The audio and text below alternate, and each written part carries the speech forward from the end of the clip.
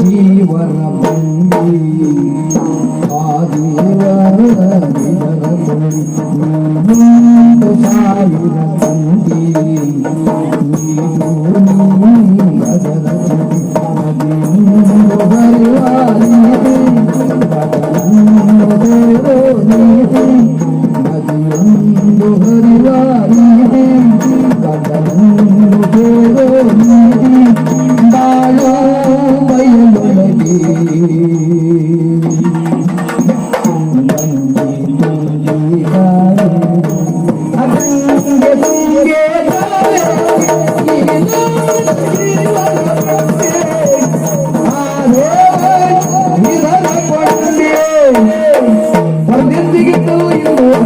ಸಾವಿರ ತಂದಿ ಅವಸರವಾಗಿ ಪೂರ್ವ ಪದ್ಮಗಿರಿಗೆ ಬಂದು ತಲುಪಿದ್ದೇವೆ. ಸಿದ್ಧತೆ ಮಾಡಿಸಬೇಕಲ್ಲ.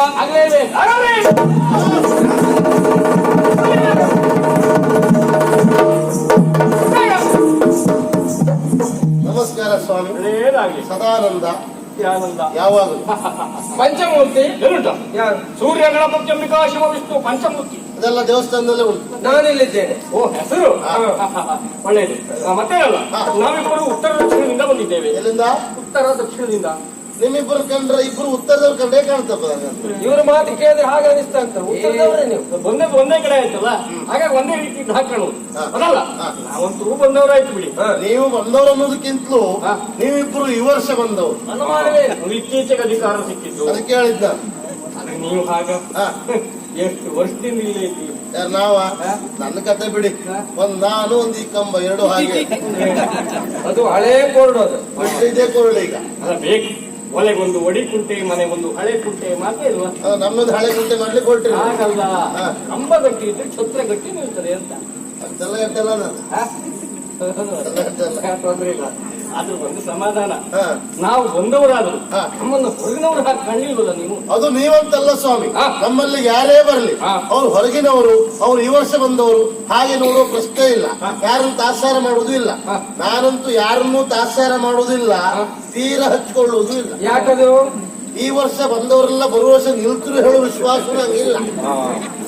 ಹಾಗೆ ಮೊದಲು ಒಂದು ಕಾಲದಲ್ಲಿ ಇತ್ತದು, ಈಗೆಲ್ಲ ಕಳ್ಕೊಂಡಿದ್ದೇನೆ. ಆದ್ರಿಂದ ನಮ್ಗೆ ಯಾಕೆ, ಯಾರಾದ್ರೂ ಬಂದ್ರೆ ನಮ್ಗೆ ಹೆಚ್ಚು ಮಾಡುವುದಿಲ್ಲ, ಯಾರಾದ್ರೂ ಬಿಟ್ಟು ಹೋದ್ರೆ ನಂಗೇನು ಕಡಿಮೆ ಮಾಡುವುದಿಲ್ಲ. ನಾನು ಆಡೋದಕ್ಕೆ ನಂಗೆ ಮೋಸ ಇಲ್ಲ, ಮತ್ತೆ ಉಳಿದ ದೀಪಸ ನಂಗೆ ಅಂತಕ್ಕೆ ಅಷ್ಟೇ. ಮತ್ತೊಂದು ಅಳುತ್ತಾ ಉಂಟು ಅವನಿಗೆ. ಇವ ಬಿಟ್ಟು ಹೋಗುವಾಗ ಯಜಮಾನ ಹತ್ರ ಹೇಳುವುದ್ರೆ ಇವನ ವಿಷಯ ಏನಂತ, ನಾನು ಬಿಡುವುದಕ್ಕೆ ಕಾರಣ ಸದಾನಂದ ಅಂತ ಹೇಳುವುದ್ರೆ ಆಳಕ್ಕೆಲ್ಲ ಇಲ್ವೇ ಇಲ್ಲ ನನಗೆ. ಯಾಕಂದ್ರೆ ಇಲ್ಲಿವರೆಗೆ ಬಿಟ್ಟು ಹೋದ್ರೆ ಯಾರು ನನ್ನ ಸುದ್ದಿ ಹೇಳಲಿಲ್ಲ. ಇನ್ನು ಮುಂದೆ ಇವ್ರ ಸುದ್ದಿ ಹೇಳುದ ಕ್ಷಣ ಬಿಟ್ಟೋಗ ಸುದ್ದಿ ಯಾಕೆ, ಒಟ್ಟಾಗಿರುವ ಸುದ್ದಿ ಮಾತಾಡೋಣ. ಮೊದಲ ಗಟ್ಟಿ ಆಯ್ತು ಬಿಡಿ. ನಾವು ಯಾಕೆ ಅವಸರದಲ್ಲಿ ಬಂದದ್ದು ಗೊತ್ತಿಲ್ಲ. ನಮ್ಮ ಮಿತ್ರ ಭಾವಪ್ರತಾಪ ವಿಹಾರಕ್ಕೆ ಹೋಗ್ತೇನೆ ಅಂತ ತಿಳಿಸಿದ್ದ. ಕೇಳಿದ್ದೇವೆ. ಈಗ ಮದುವೆಗೆ ಬರ್ತಾ ಇದ್ದೇನೆ ಅಂತ ಸುದ್ದಿ ಕಳಿಸಿದ್ದ. ಒಳ್ಳೆ ಸುದ್ದಿ ಅಲ್ವಾ? ಹಾಗಾಗಿ ನೋಡಿ, ನಾಳೆಲ್ಲ ಶೃಂಗಾರವಾಗ್ತಾ ಉಂಟು. ಅದು ಬಂದುಂಟು. ಈ ಉತ್ಸವ ಮೂರ್ತಿ ಊರೆಲ್ಲ ಸುತ್ತಿದ್ರು ಬರುವುದೆಲ್ಲಿಗೆ? ದೇವಸ್ಥಾನಕ್ಕೆ. ಹೌದಾ? ಈ ಹೊಸ ಜೋಡಿಯು ನಾಡೆಲ್ಲ ವಿಹರಿಸಿದ್ರು, ಬರುವುದು ಅರಮನೆಗೆ ಅಲ್ವಾ? ಇಲ್ಲಿಯವರೆಗೆ ಭವ್ಯವಾದ ಸ್ವಾಗತಕ್ಕೆ ಸಿದ್ಧತೆ ಆಗ್ಬೇಕು. ಹಾಗೆ ಸುಮ್ಮನೆ 4 ಜನ ಆರತಿ ಎತ್ತು ಒಳಗೆ ಕರ್ಕೊಳ್ಳುವುದಲ್ಲ, ಒಂದು ಕ್ರಮ ಅಂತೂ. ಈ ಮನೆ ಕಟ್ಟುವುದು ಅದು ಹೇಗಪ್ಪ? ಒಂದು ಸ್ಥಳವನ್ನು ನೋಡಿ ಮನೆ ಕಟ್ಟುವಾಗ ಮೊದಲು ಜಾಗ ನೋಡ್ಬೇಕು. ನಾವು ಮಾತ್ರ ನೋಡುದಲ್ಲ, ಒಳ್ಳೆ ಪುರೋಹಿತ ಕರ್ಕೊಂಡೋಗಿ ಆ ಜಾಗ ತೋರಿಸ್ಬೇಕು. ಈ ಜಾಗದಲ್ಲಿ ಮನೆ ಕಟ್ಟಬಹುದಾ? ನಾಗನ ನಡೆ ಉಂಟಾ? ಚೌಡಿ ಉಪದ್ರ ಉಂಟಾ? ಪಾತಾಳ ನಡೆಯ ನೀರ್ ಸಿಗ್ತದ ಇಲ್ವಾ? ನೀರ್ ಸಿಗ್ತದೆ ಇಲ್ವಾ? ಕಲ್ಲು ಸಿಗ್ತದ? ಬರೀ ಕಲ್ಲೇ ಸಿಕ್ಕಿದ್ರೆ ನಮ್ಗೆ ಕೊರೆ ಮಾಡಬಹುದಾ? ಮನೆ ಕಟ್ಟುವುದು ಎಲ್ಲದು ಮತ್ತೆ ನೋಡಿ ತುಂಬಿಸ್ಕೊಂಡ್ರೆ ಅಂದ್ರೆ ಸ್ಥಳ ಆಗಿ ಬರ್ತದೋ ಇಲ್ವೋ ಅಂತ ನೋಡಿ ಆಯ ನೋಡಿ ಪಾಯ ಹಾಕುದು ಅಲ್ವಾ? ಅರಮನೆಯಲ್ಲೂ ಹಾಕಿ 4 ಹೂವಿನ ಮಾಲೆಯನ್ನು ಎತ್ತು ಹಾಕಿ ಆಯ್ತು ಅಂತ ಮಾಡುವುದಲ್ಲ. ಮತ್ತೆ ಮೊದಲ ಸರಿ ಅರಮನೆಯನ್ನು ಗುಡಿಸಿ ವಾರಿಸಿ ಚೊಕ್ಕ ಮಾಡಬೇಕು. ಅಷ್ಟೇ ಅಲ್ವಾ? ಚೊಕ್ಕ ಮಾಡುವ ವಿಷಯದಲ್ಲಿ ಹೇಳಬೇಕು ಅಂತ. ಚೊಕ್ಕ ಮಾಡುವ ವಿಷಯ ಬಂದಾಗ ನೀನು ಮಾತಾಡುವುದಾ? ಎಷ್ಟು ಮಾತಾಡ್ತೇನೆ ನೀನು? ಇಟ್ಕಲ್ಲೇ ಅರಮನೆಯ ಪಾರುಪತ್ಯಗಾರ ನಾನಿದ್ದೇನೆ, ನಾನಿರುವಾಗ ನೀನು ಮಾತಾಡುವುದಾ? ನಾನು ಮಾತಾಡಿದ್ದು ಕಡಿಮೆ ಆದ್ರೆ ನೀನು ಮಾತಾಡ್ಬೇಕು. ಮೊಳ್ಳ ನಮ್ಮ ಹಳೆ ಬರ ಈ ವರ್ಷ ಇಲ್ಲಿ ಬಂತು ನೋಡಿ. ಅಂದ್ರೆ ಇವ್ರು ಮಾತಾಡಿದ್ದು ಕಡಿಮೆ ಆದ್ರೆ ನಾನು ಮಾತಾಡು, ಅವ್ರು ಬಿಟ್ಟು ಕೊಟ್ಟರೆ ನಾನು ಮಾಡು. ನನಗದ್ರ ಬಗ್ಗೆ ಬೇಸರವೇ ಇಲ್ಲ. ನಾ ಮೊದ್ಲಿಂದಲೂ ಇನ್ನೊಬ್ರು ಬಿಟ್ಟು ಕೊಟ್ಟದ್ದನ್ನೇ ಮಾಡ್ತಾ ಮಾಡ್ತಾ ಮಾಡ್ತಾ ಈ ಎತ್ತರಕ್ಕೆ ಬೆಳೆದವನ. ಹಾಗಾಗಿ ಈಗ ಆ ಸಮಸ್ಯೆ ಬರುವುದಿಲ್ಲ. ಈಗ ಬಿಟ್ಕೊಟ್ರು ಮಾಡ್ತೇವೆ, ಬಿಟ್ಕೊಡ್ತಿರು ಮಾಡ್ತೇವೆ. ಆದ್ರೆ ಒಂದ್ ಸಮಾಧಾನ, ಯಾರು ಯಾವ್ದೊಂದು ಬಿಟ್ರು ಮಾಡ್ಲಿಕ್ಕೆ ಒಬ್ರು ಗಟ್ಟಿ ಜನ ಇದ್ರು ಅಂತ ಆಯ್ತಾ ಇಲ್ವಾ? ನಾನು ಮತ್ತೊಬ್ರು ತಯಾರು ಮಾಡ್ತಾ ಇದ್ದೆ ಜಾಗಗಳಲ್ಲಿ ಈಗ. ಓಯ್, ನಿಮ್ಗೆ ವಿಷಯ ಗೊತ್ತಿಲ್ಲ. ಏನು? ಇವ ನಮ್ಮನೇಲಿ ಬಾಡಿಗೆಗೆ ಇರುವುದು. ಹೇಳಬೇಡಿ ಮಾರ್ರೆ. ಸುಮ್ಮನೆ ಸಾಯ ಹೇಳೋ ವಿಷಯವಾದ ಮೊದ್ಲು ಅದೆಷ್ಟೋ ಜನ ಬಾಡಿಗೆಗಿದ್ರು ಸ್ವಾಮಿ. ಬಂದವರೆಲ್ಲ ಒಂದು ಹೊಲಸು ಮಾಡಿದ್ದು ಅಂದ್ರೆ ಸ್ವಲ್ಪ ಏನಲ್ಲ. ಯಾವತ್ತಿಗೂ ಬಂದ ಒಂದು ಚೊಕ್ಕ ಮಾಡ್ದ ಮಾಡ್ದ ಮಾಡ್ದ ಮಾಡ್ದ ಮಾಡ್ದ ಯಾವ್ದಾದ್ರು ನಾನು ಬಾಡಿಗೆಯಲ್ಲಿ ಮೊಬೈಲ್ ಇರುವುದಾದ್ರೂ ಸ್ವಸ್ಥವಾಗಿ ಇಟ್ಕೊಂಡಿದ್ದೇನೆ. ಯಾಕೆ? ನಾನು ಬಾಡಿಗೆ ಮನೆಯನ್ನು ತಿಳ್ಕೊಳ್ಳೇ ಇಲ್ಲ. ನಾನು ಸ್ವಂತ ಮನೆಯನ್ನು ತಿಳ್ಕೊಂಡಿದ್ದೇನೆ. ಅಲ್ಲ, ಸ್ವಂತ ಆದಾಗಿ ಅದು. ಹೆಸರಿಗೆ ಒಂದು ಆಸೆ ಇರುತ್ತೆ. ಹೆಸರು ನಾಮಫಲಕ. ಅಷ್ಟೇ ಅಲ್ಲ, ನಮ್ಮನೆ ಚೊಕ್ಕ ಮಾಡುವುದು ಯಾರು? ನಮ್ಮನೆ ಚೊಕ್ಕ ಮಾಡುದು ಇವನೇ. ನಾನೀಗ ಅವ್ರ ಮನೆ ಚೊಕ್ಕ ಮಾಡ್ಲಿಕ್ಕೆ ಶುರು ಮಾಡಿದ್ದೆ. ಪೂರ್ಣ ಚೊಕ್ಕ ಮಾಡದೆ ಹೋಗು ಮಗನೂ ಅಲ್ಲ, ಮಾಡುವುದೇ. ಹೌದೌದೌದು. ಅಯ್ಯೋ, ನಾನಿರ್ಬೇಕು ಅಂತಿಲ್ಲ. ನೀವು ಇರುವುದೂ ಇಲ್ಲ ಹೊರಗಡೆ. ಅವನಿಗೆ ಚೊಕ್ಕ ಮಾಡ್ಲಿಕ್ಕೆ ಸರಿ ಗೊತ್ತುಂಟು. ಹೌದಾ? ಅವನೇ ಮಾಡ್ಲಿ, ಅವನೇ ಚೊಕ್ಕ ಮಾಡ್ಲಿ ಸ್ವಾಮಿ. ಪ್ರಾಮಾಣಿಕವಾಗಿ ಹೇಳ್ತೇನೆ, ಸರಿ ಚೊಕ್ಕ ಮಾಡ್ಲಿಕ್ಕೆ ಬರ್ತದೆ. ಬಾಳ ಒಳ್ಳೆ. ನೀನೀಗ ಸತ್ಯ ಇಲ್ಲ, ಸತ್ಯನೇ ಹೇಳು. ಚೊಕ್ಕ ಮಾಡುವ ವಿಷಯದಲ್ಲಿ ನಾನು ಸ್ವಲ್ಪ ಹಿಂದೆ. ಏಸಿಗೆ ಮಾಡಿದ್ರು ಮುಂದೆ. ಹಾಗಲ್ಲ, ಮತ್ತೆ ನಾನ್ ಚೊಕ್ಕ ಮಾಡಬೇಕಾದಂತ ಅಗತ್ಯವೇ ಇಲ್ಲ. ನಮ್ಮನೇಲಿ ಆಳು ಕಾಳು ಇದ್ದಾರೆ, ನಾನೇ ಚೊಕ್ಕ ಮಾಡ್ಬೇಕು. ನೀನು ಕುಳ್ಕೊಂಡು ಊಟ ಮಾಡುದಾ? ನಾನು ಹೇಳುವುದು ಏನು? ಈ ಕೆಲಸ ನೀ ಮಾಡ್ತೀಯಾ? ನೀ ಮಾಡ.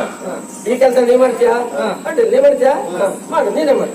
ಇಷ್ಟು ಹೇಳಿದ್ರೆ ಸಾಕು. ನಾವು ಇದಕ್ಕೆ ಹೊಡೆ ಯಜಮಾನಿಕೆ ಅಂತ ಹೇಳು. ಮಾಡುವವರು ಕೆಲಸ ಮಾಡ್ತಾನೆ ಇದ್ರು ಸಹ ಮತ್ತೆ ಹೋಗಿ ಒಬ್ಬ ಯಜಮಾನಿಕೆ ಮಾಡುದು ಅಂತ. ಉದಾಹರಣೆಗೆ ಪಂಕ್ತಿಯಲ್ಲೆಲ್ಲ ಕೂತಿರ್ತಾರೆ ಊಟಕ್ಕೆ ಅಂತ ಹೇಳಿ, ಬಡಿಸ್ಲಿಕ್ಕೆ ಎಲ್ಲವರು ಸಾರು ಸಾಂಬಾರು ಮತ್ತೊಂದೆಲ್ಲ ಬಗೆಗಳನ್ನ ಹಿಡ್ಕೊಂಡು ತಯಾರಾಗಿರ್ತಾರೆ. ಅಚ್ಚೊತ್ತಿಗೆ ಒಬ್ಬ ಹೋಗು, ಒಬ್ಬ ಹುಡುಗನ ಕರೆಯುವುದು, ನಮ್ಮ ಇರಬಾರ ಅಂತ ಹೇಳು. ಅದು ಎಂತ ಅಂತ ಅವನ ಹತ್ರ ಕೇಳುದು. ಅವು ಪ್ರಾಮಾಣಿಕವಾಗಿ ಹಣ ಸಾರು ಅಂತ ಹೇಳ್ತಾರೆ. ಇವನೇ ಕೇಳುದು ಅದು ಎಲ್ಲಿಗೆ ಅಂತ. ಅವ ಆ ಪಂಕ್ತಿಗಾಣ ಅಂತ ಹಾಗೆ ಉಸಿರು ಮಾಡ್ಕೊಂಡ. ಆ ಪಂಕ್ತಿ ಸಾರಾಗ್ಲೇ ಮತ್ತೊಬ್ಬನ ಕರ್ತ ಇದೆಂತ ಕೇಳ್ದ, ಇದು ಪಾಯಸ ಅಂದ. ಇದು ಎಲ್ಲಿಗೆ ಮತ್ತೆ ಕೇಳ್ದ. ಅವ ಪ್ರಾಮಾಣಿಕವಾಗಿ ಆ ಪಂಕ್ತಿಗೆ ಅಂದ, ಆ ಪಂಕ್ತಿ ಪಾಯಸವಾಗ್ಲೇ. ಅವಲ್ಲಿಗೆ ತಗೊಂಡು ಹೋಗ್ತಾ ಇವನ್ ಒಂದೇ ಯಜಮಾನಿಕೆ ಮತ್ ಪಾಯಸ ತಗೊಂಡು ಗೊಬ್ಬರಕೊಂಡು ಹಾಕ್ತ ನಾವ ಉಂಟಲ್ಲ ಮಾಡುವ ನನ್ನ ಪಾರಪತ್ಯ ನೋಡುವ. ಅದೇ ಜಾಗೃತಿ. ಈಗ ನೋಡು, ಬರುವುದಿಲ್ಲ ಅಂತ ಬಿಡ್ಲಿಕ್ಕೆ ಆಗುದಿಲ್ಲ. ಯಾಕೆ? ಕೊಲಿಯುವುದು ಸಾಯುವಲ್ಲಿವರೆಗೂ ಉಂಟು. ಹಾಗಂತ ಕೆಲಸ ಬಂದವರೇ ಯಾವತ್ತು ಮಾಡ್ತಾ ಇರುವುದ? ಅದು ಪ್ರಯೋಜನ ಅದು ಅಲ್ವೇ ಅಲ್ಲ. ಕೆಲಸ ಬರುವ ನೀನು ಇವತ್ತಿನ ಮಟ್ಟಿಗೆ ಮಾಡುವುದಲ್ಲ, ಮತ್ತೆ ಹೇಳ್ಕೊಡ್ಬೇಕು. ಅಲ್ಲ ಮಾಡುದು ಇರ್ಬೇಕಲ್ಲ. ಬರ್ತಿದ್ದವ ಸ್ವಲ್ಪ ಚೊಕ್ಕ ಮಾಡೋರು ಮನೆಯಲ್ಲಿ ಹೊಸಬ ಒಂದು ಮೂಲೆಯಲ್ಲಿ ಜೇಡ್ರ ಬಲೆ ಕಾಣ್ಲಿಕ್ಕಿಲ್ಲ. ಬೇಡ್ರ ಬಲೆ ಏನಲ್ಲ ನೀವೇ ಮಾಡುವುದು, ನೀವು ಮಾಡಿಸುವುದು. ಅರಮನೆಯ ಪಾರುಪತ್ಯಗಾರರು ನೀವಿರ್ಬೇಕಾದ್ರೆ ನಾ ಕೆಲಸ ಮಾಡುವುದಲ್ಲ, ನೀವೇ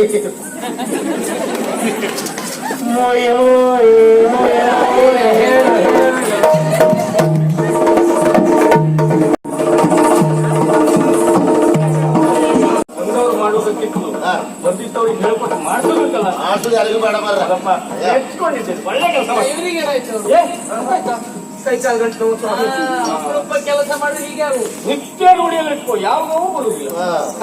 ಅಂತೂ ಸಿದ್ಧತೆ ಆಗಿದೆಯಲ್ಲ, ಹೊಸ ಜೋಡಿ ಬಂದಿದ್ದಾರಂತೆ, ಸ್ವಾಗತ ಮಾಡಬೇಕು.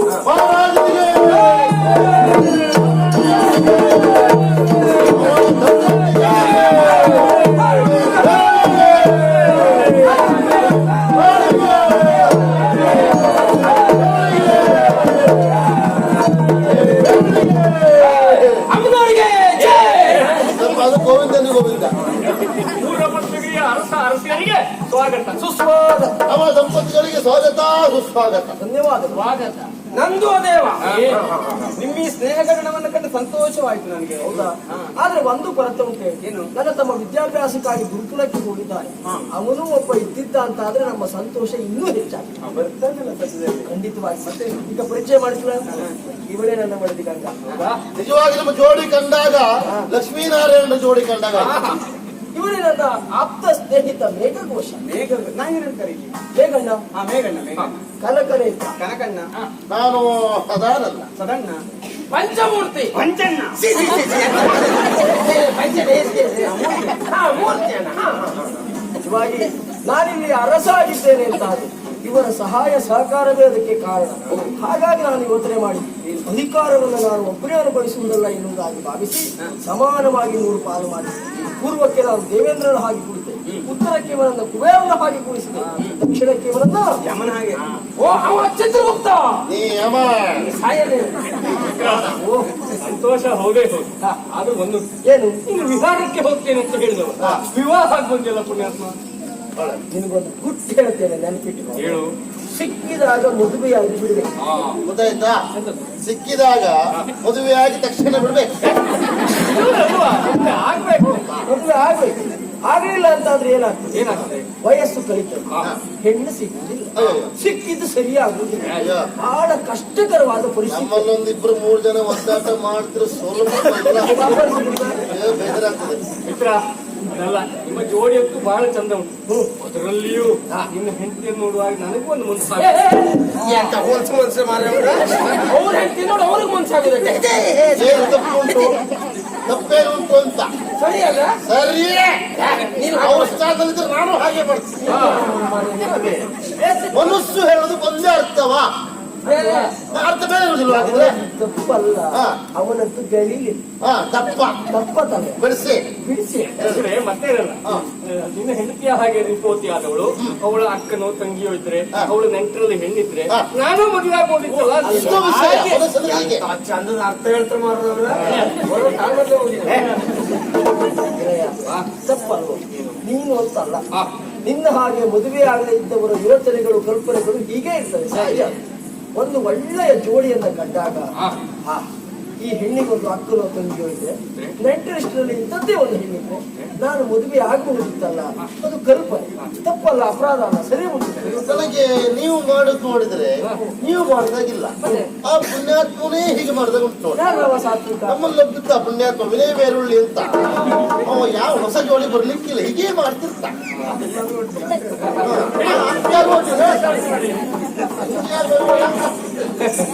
ಮುಂದಿನ ಸಿದ್ಧತೆ ಸಮರಾತ್ರಿ. ಸ್ವಾಮಿ ಎಂತದೆ ಪ್ರಥಮ ರಾತ್ರಿ ಅವ್ರಿಗೆ ಸಂಬಂಧಪಟ್ಟದ್ದೇ ಬಿಟ್ಟರೆ ನಮಗೆಲ್ಲ ಸಂಬಂಧ ಇಲ್ಲ ಮಾರ್ರೆ. ನಾನು ಹೇಳಿದ್ರೆ ಬೇಸರ ಆಗ್ತದೆ. ನೀವು ಹುಲ್ಲಾಕುವಂತೆ ಹಗ್ಗಾಕುವುದು ಯಾಕ? ನೀವು ಹುಲ್ಲಾಕಿಲ್ಲ ಅದಕ್ಕೆ ವಿಷಯ ಉಂಟು. ಹೇಳಿ. ಪ್ರಥಮ ರಾತ್ರಿ ಹೊರತಿ ಸಿದ್ಧತೆ ನಾವು ಮಾಡಿಕೊಡ್ಬೇಕು. ಹೇಗೆ? ಹೇಗೆ? ಹಾ. ವಧುವರ ಕೋಣೆ ಶೃಂಗಾರ ಆಗ್ಬೇಕು. ಹಾ. ಎಷ್ಟು ಒಳ್ಳೆಯ ಶೃಂಗಾರ ಆಗಬೇಕು ಅಂತ ಕೇಳಿದ್ರೆ, ಹಾ. ಅವರು ಕೋಣೆಯನ್ನು ಪ್ರವೇಶಿಸಿದ ಮರುಕ್ಷಣದಲ್ಲಿ ತಲೆ ತಿರುಗಿ ಅಡ್ಬಿಡ್ಬೇಕು. ಅದಲ್ವಾ, ಹಾ. ಅಲ್ಲಿಯ ಶೃಂಗಾರವನ್ನ ಕಂಡು ಉತ್ಸಾಹ ಉಕ್ಕೇರ್ಬೇಕು, ಇಮ್ಮಡಿ ಆಗ್ಬೇಕು. ಹಾಗೆ. ಅಷ್ಟು ಒಳ್ಳೆ ಶೃಂಗಾರ ಮಾಡ್ಬೇಕು.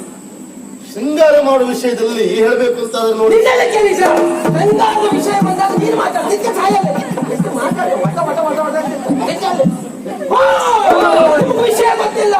ಶೃಂಗಾರ ಮಾಡುವುದರಲ್ಲಿ ನಾನು ಎತ್ತಿದ ಕೈ, ನಾನು ಎತ್ತಿದ ಕೈ. ಇಲ್ಲಿ ಅಂದ್ರೆ ಏನು? ವಿದೇಶಕ್ಕೆಲ್ಲ ಹೋಗಿದ್ದೇನೆ. ವಿದೇಶದಲ್ಲಿ ನಾನು ವಿದೇಶದಲ್ಲಿ ಒಂದು ಕಡೆ ಬಿಡ್ಲಿಲ್ಲ ಅವ್ರು. ಎಲ್ಲ ಬದಿಗೆ ಉಂಟವರು. ಒಂದ್ ಜನ ಕಡಿಮೆ ಇಟ್ಟು ಹೊಡ್ತಿದ್ರಪ್ಪ ಅವಾಗ. ಚಪ್ಪಾಳೆ ಚಪ್ಪಾಳೆ. ಅಭಿನಯಕ್ಕೆ ಸಂಬಂಧಪಟ್ಟದ್ದು. ವಿದೇಶದಲ್ಲಿ ನಾನು ಎಂತೆಂತ ಶೃಂಗಾರ ಮಾಡಿದ್ದೇನೆ ಗೊತ್ತುಂಟ? ಮೆಚ್ಚಿದಂತವರು ಎಂತೆಂತ ಬಹುಮಾನ ಎಲ್ಲ ಕೊಟ್ಟಿದ್ದಾರೆ. ಬಹುಮಾನ ಮಾತ್ರ ತಕೊಂಡು ಬಂದ್ರೆ ಸಂಬಳ ತಗೊಂಡು ಸಂಬಳ ಕೊಟ್ಟಿದ್ರು, ನಾನು ಇಟ್ಕೊಳ್ಳಿಲ್ಲ. ನನ್ನ ಪಕ್ಕದಲ್ಲಿ ಇದ್ದವರು ಕೊಟ್ಟಿದ್ದೇನೆ. ಹಾಗಾಗಿ ಶೃಂಗಾರ ಮಾಡ್ಲಿಕ್ಕೆ ನನಗೆ ಸರಿ ಗೊತ್ತುಂಟು. ಶೃಂಗಾರ ಎನ್ನುವಂತಹ ಶಬ್ದಕ್ಕೆ ಅರ್ಥವೇ ಗೊತ್ತಿಲ್ಲ ಈ ದೂರ್ತನಿಗೆ, ಮೂರ್ಖನಿಗೆ. ಹಾಗಾಗಿ ಶೃಂಗಾರ ಅವನೇ ಮಾಡ್ಲಿ. ಇದು ಗೊತ್ತಿಲ್ಲ, ಅದು ಗೊತ್ತಿಲ್ಲ. ನನಗೆ ವಿಶೇಷವಾಗಿ ಶೃಂಗಾರದ ಬಗ್ಗೆ ಆಸಕ್ತಿ ಇದ್ದವನು ಅಲ್ಲ, ಅದ್ರ ಬಗ್ಗೆ ಎಷ್ಟು ಅನುಭವವಿಲ್ಲ. ಹೀಗೆಲ್ಲ ಹೇಳ್ಬಾರ್ದು. ಮೊದಲೇ ಹೇಳಿದ್ದೇನೆ, ಕಲಿಯುವುದು ಸಾಯುವಲ್ಲಿವರೆಗೂ ಉಂಟು ಅಂತ. ಆಸಕ್ತಿ ತಕ್ಕೊಂಡು ಕಲಿಬೇಕು. ಹೌದಾ? ಗೊತ್ತಾ? ಅದು ಒಂದು ಈಗ ಸ್ವಚ್ಛ ಮಾಡುವುದಿದ್ರೆ ಹೊಸವರಾದ್ರೂ ಕಲಿತು ಮಾಡ್ಬೋದು. ಹೌದಪ್ಪ. ಪ್ರಥಮ ರಾತ್ರಿ ಕೋಣೆ ಶೃಂಗಾರ ಅವ್ರ ಜೀವನದಲ್ಲಿ ಪದೇ ಪದೇ ಬರುವಂತದ್ದಲ್ಲ. ಹಾಗಾಗಿ ಗೊತ್ತಿಲ್ಲ, ಗೊತ್ತಿಲ್ಲದವರೆಲ್ಲ ಮಾಡುವುದಲ್ಲ. ಮಕ್ಕಳಾಟಿಕೆ ಎಲ್ಲದು ಗೊತ್ತಾಯ್ತಾ? ಹಾಗಾಗಿ ಇವತ್ತಿನ ಮಟ್ಟಿಗೆ ನೀನು ಶೃಂಗಾರ ಮಾಡುವುದು ಹೇಗೆ ಅಂತ ಸರಿಯಾಗಿ ನೋಡಿ ಕಲ್ತ್ಕೊಳ್ಬೇಕು. ಮಾಡುವ ಪುಣ್ಯಾತ್ಮ ಯಾರು?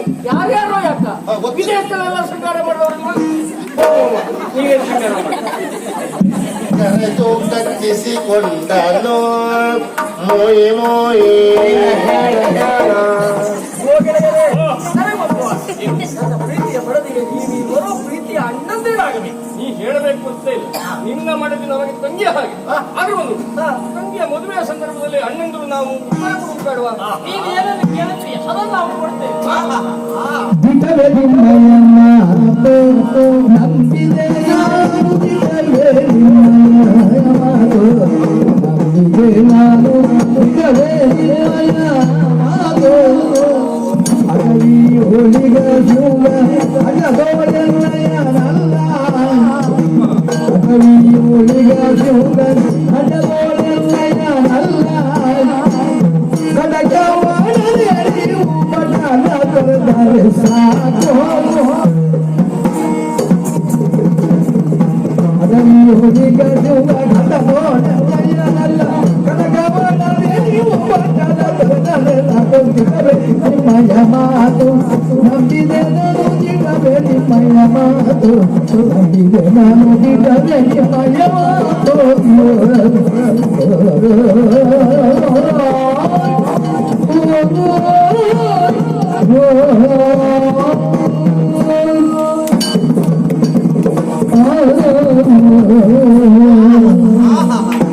ಸಂತೋಷವಾಯ್ತು, ಅನುಮಾನವೇ ಇಲ್ಲ. ಅದಲ್ಲದೆ ಹೋದ್ರೆ ನಾನು ಬದುಕಿನಲ್ಲಿ ಒಡಹುಟ್ಟನ್ನು ಕಂಡವಳಲ್ಲ. ನೀವು ಅಣ್ಣಂದಿರೇ ಆಗ್ತೀರಿ ಅಂತ ಅದಕ್ಕಿಂತ ಹೆಚ್ಚಿನ ಸಂತೋಷ ಉಂಟ. ನಾನು ಕೇಳಿದ್ದೇನೆ, ನಮ್ಮ ಊರಿ ನಾಡನ್ನು ವಶಪಡಿಸಿಕೊಳ್ಳುವಲ್ಲಿ ನಡೆದಿರುವಂತಹ ಸಾಹಸ ಎಂತದ್ದು. ಅದಕ್ಕೆ ಎಡಬಲದ ಭುಜಗಳಾಗಿ ನೀವು ದುಡಿದಿದ್ದೀರಿ. ಹಾಗಾಗಿ ಅಲ್ಲ ನಿಮಗೆ ಪಾಲನ್ನು ಕೊಟ್ಟದ್ದು ರಾಜ್ಯದಲ್ಲಿ. ನನ್ನ ಗಂಡ ಅಂತ ಹೇಳಿದ್ರೆ ಸಿಂಹದ ಹಾಗೆ. ಸ್ವಯಮೇವ ಮೃಗೇಂದ್ರ. ನಾಳೆ ಅಂತ ಹೇಳಿದ್ರೆ ಸಾಮ್ರಾಟರಾಗಿ ಅವರು ಮೆರೆಯಬೇಕು, ಅವರ ಜೊತೆಗೆ ನಾನು ಸಾಮ್ರಾಜ್ಯವಾಗಿ ಕೂತ್ಕೊಳ್ಬೇಕು. ಈಗೆಲ್ಲ ಕನಸನ್ನು ಹೊತ್ತವಳು ನಾನು. ಅಣ್ಣಂದಿರಾಗಿ ನನ್ನ ಕನಸನ್ನು ನೆರವೇರಿಸುವಲ್ಲಿ ಒತ್ತಾಸೆಯಾಗಿ ನಿಲ್ತೀರಿ ಅಂತಾದ್ರೆ ಉಡುಗೊರೆ ಕೊಡ್ತೇನೆ ಅಂತ ಹೇಳಿದ್ರಲ್ಲ, ಉಡುಗೊರೆಯಾಗಿ ಏನೇನೋ ಕೊಡುದು ಬೇಡ. ನೀವು ಪಡೆದ ರಾಜ್ಯವನ್ನೇ ನನಗೆ ಮರಳಿ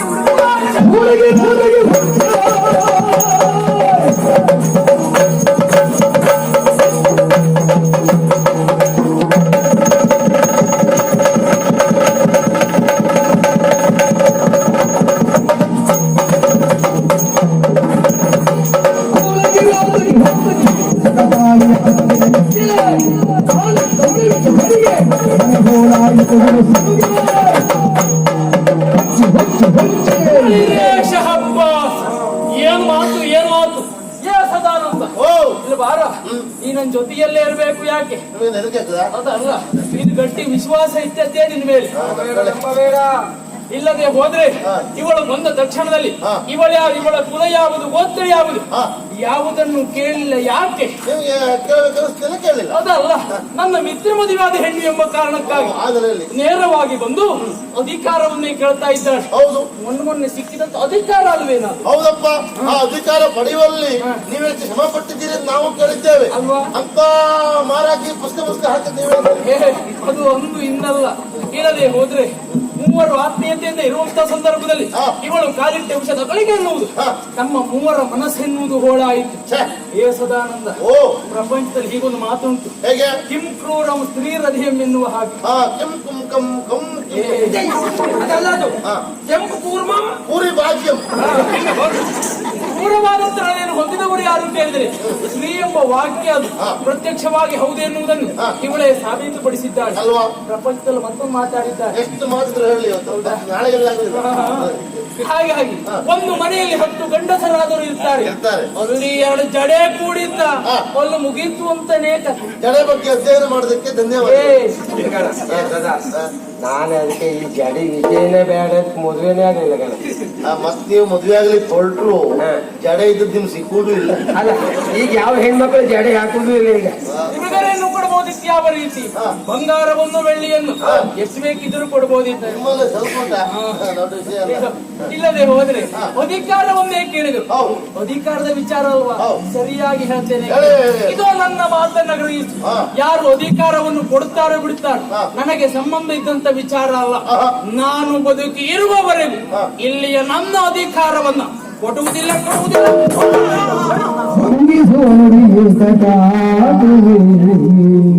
ತಂಗಿಯಳ ನೀ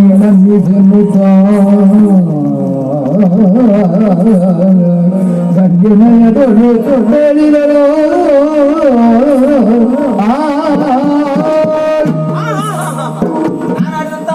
ಒಂದು ಮಾತು ಇಷ್ಟಕ್ಕೆಲ್ಲ ಕಾರಣ ಅಂತ ನನಗೆ ಗೊತ್ತೇ ಆಗ್ಲಿಲ್ಲ.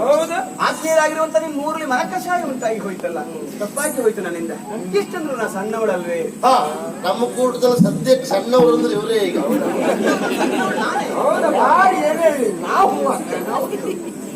ಹುಡುಗ ಬುದ್ಧಿಯೋ ನೆಗೆದು ಬಿದ್ದಿಯೋ ಅಂತ ತಿಳಿಯದೆ ಏನೋ ನಾನು ತಪ್ಪಾಡಿ ಬಿಟ್ಟೆ. ದಯವಿಟ್ಟು ನನ್ನನ್ನು ಕ್ಷಮಿಸಿ. ಸಿಟ್ಟಾರಬೇಡಿ ನನ್ನ ಮೇಲೆ. ನನಗೆ ಯಾವ ರಾಜ್ಯವೂ ಬೇಡ, ಸಂಗೀತ ಸ್ವೀಕರಿಸಿ ಸಾಕು. ಅವಳು ಆಡಿದ ಮಾತನ್ನ ಕೇಳಿದ್ದೆ. ಮೊದಲು ಅವಳು ಅಧಿಕಾರ ಕೇಳಿದಾಗ ನನಗೂ ಹೇಳು, ನಿನಗೂ ಹೇಳು, ನಾ ಹಾರಲಿಲ್ಲ, ನೀ ಹಾರದು, ಎಷ್ಟೇ ವ್ಯತ್ಯಾಸ. ಆ ಮಟ್ಟಿಗೆ ಅವ್ರು ಬುದ್ಧಿವಂತ.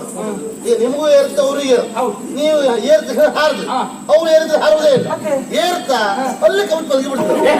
ಹಾಗಲ್ವಾ, ನಿಟ್ಟಿನ ಕೈಗೆ ಬುದ್ಧಿ ಕೊಟ್ಟು ಮಾತಾಡಬಾರ್ದು ಅಂತ ಸುಮ್ಮನಿದ್ದು. ಹಾಗೆ ಈಗ ಅವಳು ಮಾತು ಕೇಳಿದೆ, ಇದು ನನ್ನ ತಪ್ಪಾಗೋಯ್ತು, ತಿಳಿಯದೆ ಮಾತಾಡ್ಬಿಟ್ಟೆ, ಎಷ್ಟೊಂದು ಸಣ್ಣವಳು, ನನ್ನ ಕ್ಷಮಿಸಿ ಅಣ್ಣಂದ್ರೆ ಅಂತ ಕ್ಷಮೆ ಕೇಳ್ತಾ ಇದ್ದಾಳೆ.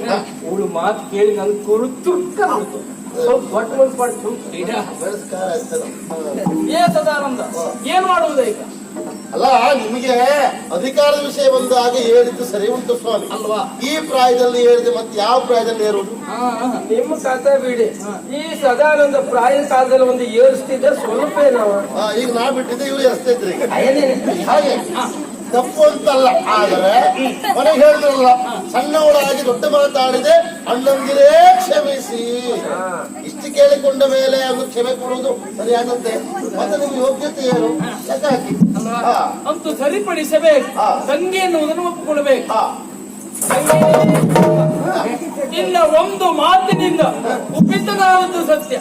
ಈಗ ನಿನ್ನ ಮಧುರವಾಗಿರುವಂತದ್ದು ನಿನ್ನ ನನ್ನ ಹೃದಯ ತುಂಬಿ ಬಂದಿದೆ. ಇದು ಅಧಿಕಾರವನ್ನ ಬಿಟ್ಟು ನೀನು ಏನನ್ನು ಕೇಳ್ತೀಯ